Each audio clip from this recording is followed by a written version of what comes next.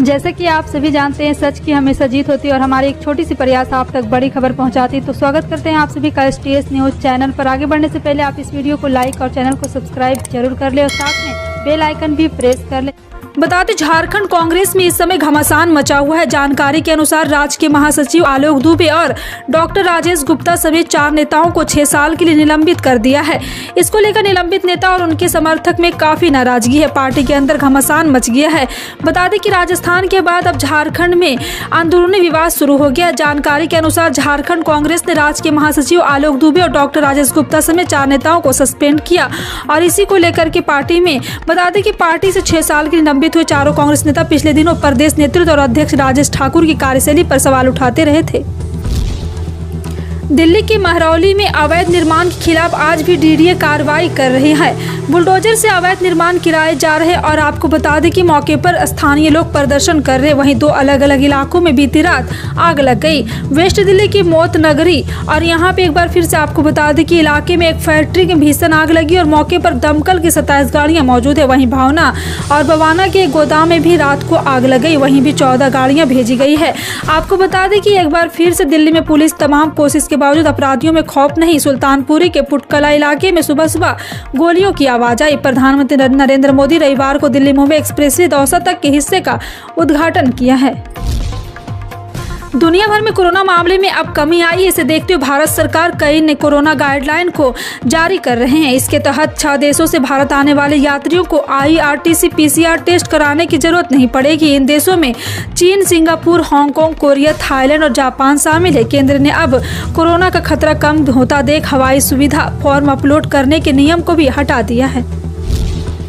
भारतीय रेल में हर रोज बड़ी संख्या में लोग यात्रा करते हैं। ऐसे में यात्रियों की सुविधाओं को और बेहतर बनाने के लिए रेलवे डेवलपमेंट कार्य करता रहता है, जिसकी वजह से कई बार ट्रेनें रद्द करनी पड़ती है। कुछ ट्रेनों के रूट डाइवर्ट करने पड़ते हैं। यात्रियों को परेशानी न हो इसके लिए रेलवे प्रभावित ट्रेनों की जानकारी आधिकारिक वेबसाइट के जरिए पहले ही यात्रा को दे देती है। भारतीय रेलवे ने 13 फरवरी 2023 को सुबह 11 बजे तक के अपडेट मुताबिक 390 ट्रेनों को रद्द कर दिया है, जिसमें 345 ट्रेनें पूरी तरह से कैंसिल की गई है। दिल्ली NCR में मौसम ने एक बार फिर करवट ली है। फरवरी के पहले हफ्ते में जहां तापमान में बढ़ोतरी दर्ज की गई, वहीं अब 15 फरवरी से पहले एक बार फिर पारा गिरा है।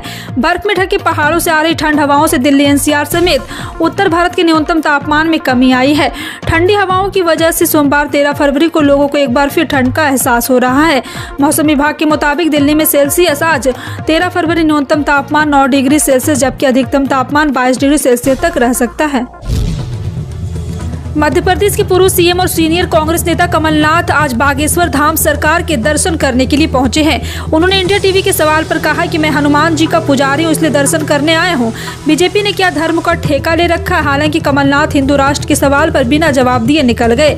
इससे पहले बीजेपी नेता उमा भारती ने बागेश्वर धाम के पीठाधीश पंडित धीरेन्द्र शास्त्री को अपना समर्थन दिया था और कहा था कि धीरेन्द्र कृष्ण शास्त्री को वह अपने बेटे के समान मानती है। उन्होंने लिखा, धीरेन्द्र कृष्ण शास्त्री यानी बागेश्वर धाम के मैं पुत्र मानती हूँ, उनका आदर करती हूँ, वह एक हमारे क्षेत्र के गौरव है। भारत सरकार ने कुछ दिन पहले ही लोन और बेटिंग से संबंधित 200 से अधिक ऐप्स को देश में बैन कर दिया था। सरकार की तरफ से तर्क दिया गया था कि इन ऐप्स का संबंध चीन से है, लेकिन अब इन प्रतिबंधित ऐप्स में कुछ पर बैन हटा लिया गया है। सरकार के मुताबिक जिन ऐप्स से प्रतिबंधित हटाया गया है उनका संबंध भारत से है। सरकार ने कुछ 5 फरवरी को 138 बेटिंग और 94 लोन देने वाले ऐप्स पर बैन लगा दिया था। केंद्र के इस फैसले के बाद इन्हें यूज करने वाले यूजर्स को बड़ी राहत मिली है। देश के मुख्य ज्योतिर्लिंगों में से एक महाकालेश्वर नगरी उज्जैन में महाशिवरात्रि के मौके पर दीपावली जैसा नजारा होगा।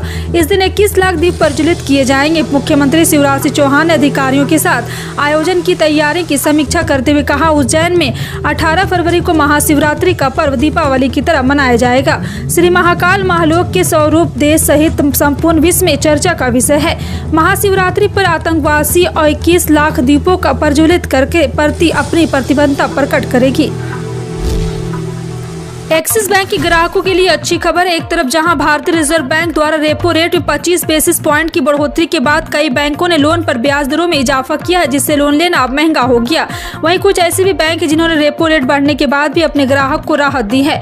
Kotak Mahindra bank, ICICI bank के बाद अब एक्सिस बैंक भी फिक्स डिपॉजिट यानी कि FD वाले ब्याज की दरों में वृद्धि की घोषणा की है, जिसके बाद ग्राहकों को शानदार रिटर्न ऑफर किया जा रहा है। प्राइवेट सेक्टर के एक्सिस बैंक ने 2 करोड़ रुपए में कम की FD की ब्याज दरों में 25 बेसिस पॉइंट की बढ़ोतरी की है।